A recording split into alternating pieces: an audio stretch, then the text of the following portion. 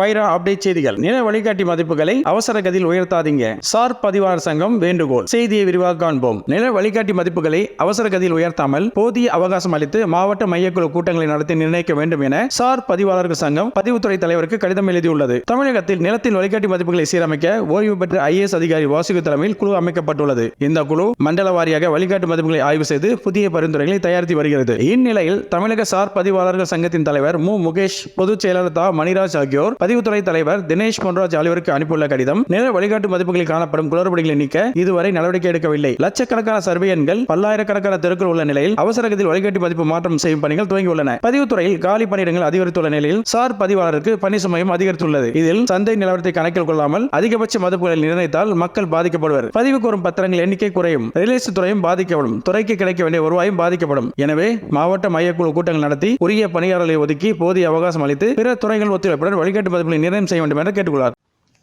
நண்பர்களே, இந்த வீடியோ உங்களுக்கு பிடித்திருந்தால் லைக் பண்ணுங்க, ஷேர் பண்ணுங்க, மறக்காம கமெண்ட் பாக்ஸ்ல கமெண்ட் பண்ணுங்க. இந்த சேனலை இதுவரை சப்ஸ்கிரைப் பண்ணாதவங்க உடனே சப்ஸ்கிரைப் பண்ணுங்க.